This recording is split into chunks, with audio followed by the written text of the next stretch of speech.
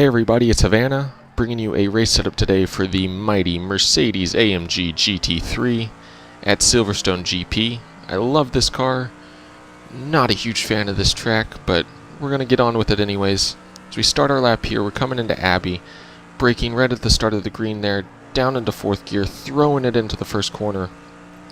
A lot of commitment, just kind of hoping the front sticks. Now then braking in between the 100 and the 50 there on the left, down into second gear, making sure you do not drop it down into first gear through this section. Typically, very bad things happened in my running of that. I'll get into that just a little bit later. Anyways, as we're coming on to the Wellington Straight now, I believe, we're going to be looking on the left here for these signs. We're going to be braking right in between the 100 and the 50 there, taking an early dive in towards the rumble strips there, on the left, on the entry to that corner. Now then, as we come through left field, opening up the corner a little bit in the middle, and then bringing the car back. That way we can get on the power nice and early, start straightening out that wheel, get a nice, good exit as we run into Cop's corner now. Braking right before the 50 there, down into fourth gear, carrying a lot of entry speed. Scrubbing off a little bit in the middle, and then hard onto the power, not going over the rumble strips. That green on the outside is out of bounds as far as the game is concerned. Now into Maggots, Beckett's, Chapel.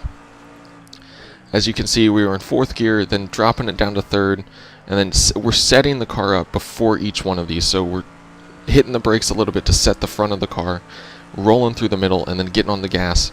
It's a rhythm, and it takes some patience. You can't be too early on the gas, otherwise the car's just going to tighten up and understeer off for you. So braking in between the 100 and the 50 here in Stowe, running all over the white line there on the inside. Really nice tight line through there. As we come into the final section here, we're braking right past the 100, using a lot of the curbs here on the insides of the corners, but not touching the one on the outside there, as it will just kind of hold your car over there and can completely kill your lap. So we cross the line there for a 2-minute .528.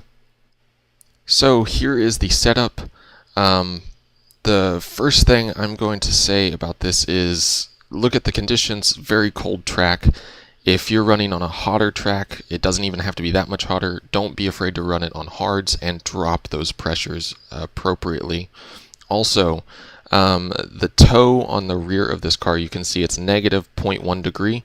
If you're experiencing a lot of on-throttle oversteer or anything of that nature, or corner entry oversteer, you can take that negative toe out or just bring it to 0 or put positive toe in. It's a very simple change. You can play with it a little bit and see.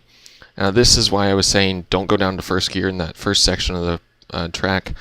These gear ratios are not adjustable. They aren't for any of the GT3 cars I've seen, so I'm assuming they have the FIA homologated ratios, which kind of sucks, but on another, I mean, it's also an interesting way to see like what cars are going to be good on what tracks. So anyways, just avoid first gear.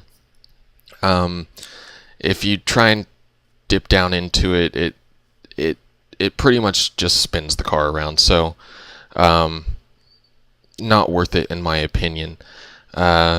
Anyways, I hope you all enjoyed. Thank you so much for watching, and I will catch you on the next one.